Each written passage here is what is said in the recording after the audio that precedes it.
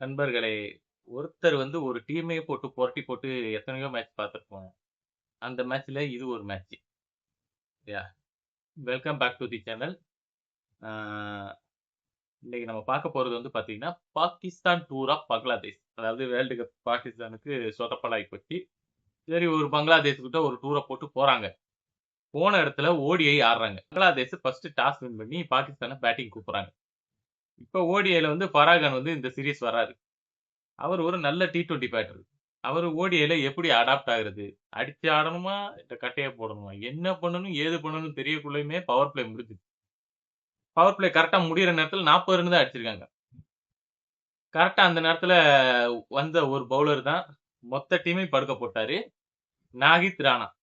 அதாவது பாத்தீங்கன்னா, பங்களாதேஷ்ல முஸ்தபிசூர் ரஹ்மானு, டாஸ்கின் அகமது, முஸ்தபிசூர் ரஹ்மானு, டாஸ்கின் அகமதுன்னு ஒரு பிரைம் பவுலர்லாம் இருக்காங்க.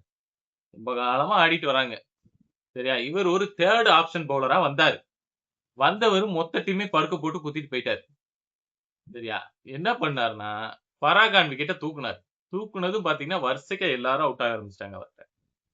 5 பேத்தையுமே இவரு கழட்டிட்டாரு. அதாவது சொல்லுவாங்கல்ல, நான் ஒண்ணும் 10 பேத்த அடிச்சு டான் ஆகலடா. சாதாரண 10 பேத்த அடிச்சு டான் ஆகல. அடிச்சது எல்லாமே டானுங்க தான். அந்த மாரி தான். அடிச்சது எல்லாமே டாப் ஆர்டர் பேட்ஸ்மேன் தான். ஃபுல்லா எல்லா டாப் ஆர்டர் பேட்ஸ்மேனையும் விக்கெட் எடுத்துட்டாரு. அதுலயும் இந்த சல்மான் ஆகா விக்கெட் பார்த்தீங்கன்னு வச்சுக்கோங்க. டெஸ்ட் மேட்ச் மாரி நெனச்சுட்டாங்க பங்களாதேஷ் பிளேயர். ஹெல்மெட்ட மாட்டிட்டு ஸ்கொயர் லெக்குக்கும், ஷார்ட் லெக்குக்கும் பக்கத்துல நின்ட்டாரு ஒரு பிளேயர். நின்னுட்டு இவர் ஒரு பவுன்சர போடுறான், கையில கரெக்ட்டா கேட்ச் விழுது. இதுல கத்திக்கிட்டே போறாரு சல்மான் ஆகா. அதாவது கைஸ் மேட்ச் 30 ஓவருக்கு 114 ரன் அடிச்சிருக்காங்க இவங்க. அதாவது டெஸ்ட் மேட்ச் மாரி ஓடிஐ ஆடுனா என்ன கதிங்கிற மாரி ஆயிப்போச்சு. பங்களாதேஷ் சரமா பவுலிங் போட்டாங்க.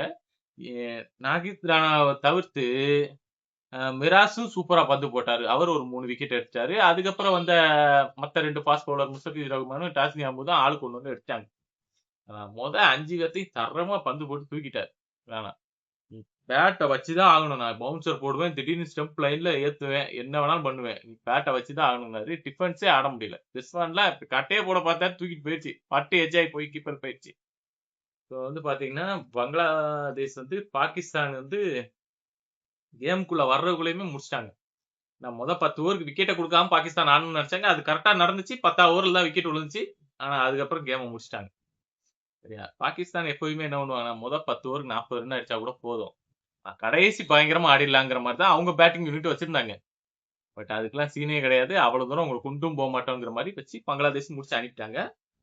பங்களாதேஷ் சேஸ் பண்ண வரும்போது பாத்தீங்கன்னா, தன்சீட் ஹசன் தாமின்னு ஒரு பிளேயரு. சரியான பிளேயரு. 67 ரன். பவர் பிளேல எப்படி ஷாட் ஆடணும், எப்படி கேப் பார்த்து ஆடணும், எப்படி ஆடணும் சூப்பரா ஆடிட்டு இருப்பாரு.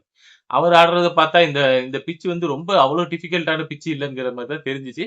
பரவால்ல ஒரு நல்ல பேட்டிங்கே குடுத்துட்டாரு அவரு. முடிஞ்சுச்சு.